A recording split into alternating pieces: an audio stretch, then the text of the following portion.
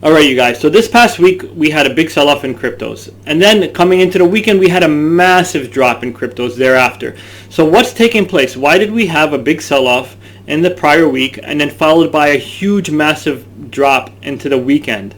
And then at the end, Sunday morning, we had a kind of recovery, a minor recovery, but to a key technical level. So what's going on? This past week, we had Elon Musk on SNL. People were really pumping cryptos going into that SNL appearance.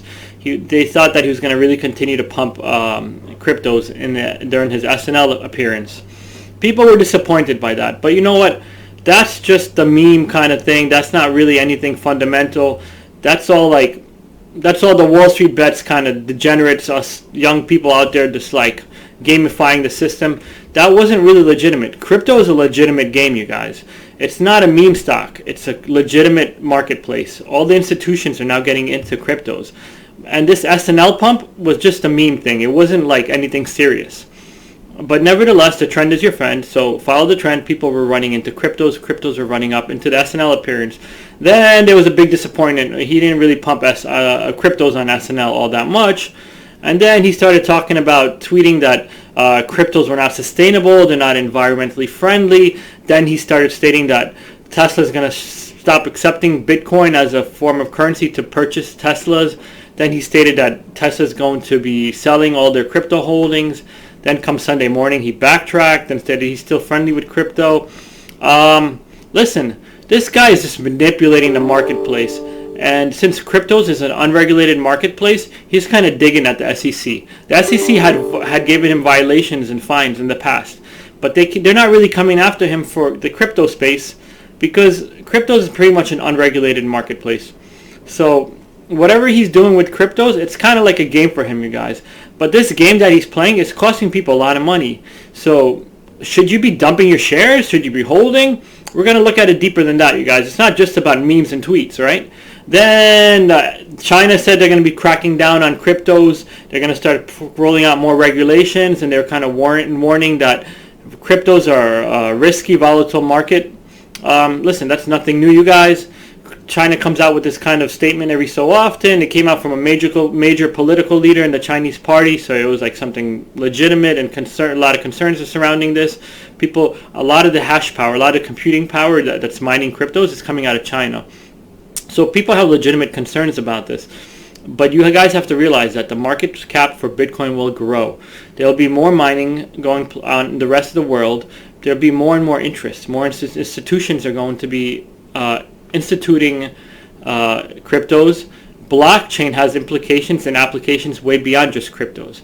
Cryptos and blockchain is a sustainable thing, you guys. China alone will not derail this. And I don't think China's intention is to derail blockchain and cryptos. China is just fearful, just like every other economy is fearful, that their fiat currency is being jeopardized. They don't want to go down without a fight. In fact, many economies in the world are accepting cryptos. They're developing their own cryptos on the back end, like quietly. They're realizing that they have to adapt or they'll die. Cryptos is the future of the marketplace, you guys, and nation states are just kind of fighting back a little bit. Furthermore, then we had the U.S. Treasury, the IRS making a statement that they're going to start monitoring transactions in excess of $10,000 in cryptos. They're going to start taxing people for crypto, and that's always been going on. Right now, you have to declare your crypto holdings when you file your taxes. So none of this is really new, you guys. Crypto is kind of a deregulated marketplace, and it's becoming more mainstream. This is a good thing, you guys. There's more institutions adopting crypto. As a result, there's going to be more derivative plays against crypto. Right now, there's no way to really short crypto. Eventually, there'll be an ETF matching cryptos. There'll be a Bitcoin ETF. It's only a matter of time. And all the other cryptos, there'll be a ETF to track their performances. This is a good thing. This is to further legitimize cryptos. There'll be a lot of, like I stated previously, there'll be a lot of far-ranging applications to blockchain technology beyond just cryptos. I'm really excited about the prospects and the future of blockchain, you guys.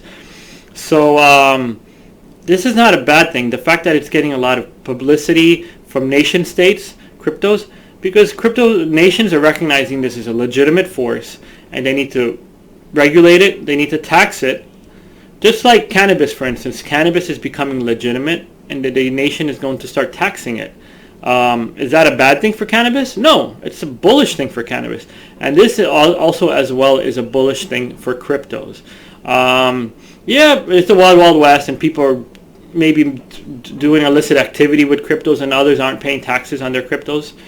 But it's not, this is just a short-lived thing. It's going to be legitimized. People are going to pay taxes on it. It's just going to be a way of life, you guys. And crypto is a legitimate thing that's going to grow. And the market cap about cryptos. The market cap is, what is it, $80 billion. The market cap for entirety of all cryptos was prior to the sell-off, I should say, was $80 billion. Of that, $60 billion is Bitcoin alone. So that may sound like a lot, $80 billion. But if you compare that to the entire U.S. stock market, the U.S. stock market is valued at $900 trillion. So that's a small portion of what relative to the U.S. stock market. So when you look at that as an aggregate, it's a small market cap. So therefore, it can be more manipulative, right, you guys? So what we're having is all these retail buyers are now dumping their shares of crypto like in a frenzy, right? And since it has such a small marketplace, such a small market cap, it's dumping like crazy, you guys. Let me share with you guys this interesting article I came across chainanalysis.com, where they're basically showing the price point in which a lot of people are buying cryptos. What I came to realize is a lot of people who currently own cryptos are latecomers. They bought at a very high price point, and as a result, they're being shaken out. This is what we call weak hands. The late entry participants are the first sellers because their price point, their cost basis is very high, so they're far more inclined to sell much quicker because they bought at a lot higher price point, as opposed to those people who bought in really early in the infancy of crypto. If you bought in at a very low cost basis, you aren't going to sell at the first sell-off. You aren't going to sell your position because you're still profitable. As opposed to what's going on right now is a lot of the people who own Bitcoin today bought in at a very high price point. As a result, they're weak hands and they're selling their positions really quick. All right, you guys, let's take a look at this article courtesy of chainanalysis.com. It's discussing the recent plunge in Bitcoin. And if you take a look at this chart in the center of the screen, it's actually showing the cost basis in which people are buying that Bitcoin. And it's pretty startling to actually find out that a large portion of the people holding Bitcoin bought in at a very high cost basis. These are the latecomers to the game, the Johnny-come-latelys, that bought in at very high cost basis. These are the new entry participants. And as I previously discussed, the new entry participants who bought in at a very high cost basis are the first people to sell. So what's startling to see is that a large portion of the total market cap being held by Bitcoin are late entry participants. This dotted line across the screen represents $36,000, you guys. And as you can tell, the vast majority of people who bought into Bitcoin bought above $36,000. So now that Bitcoin is below your cost basis, the pain is real. You're not only eating into your gains, you guys. Now you're eating into your cost basis. This is the money that you went out. You sacrificed your blood, sweat, and tears. You sacrificed time away from your family to go out and earn this money. Now you're losing this money, and now the pain is real. And like I stated, the people who bought it in a very high cost basis are the first people to sell. Now, the reason Bitcoin is liquidating so hard is because the vast majority of people who own Bitcoin are late entry participants.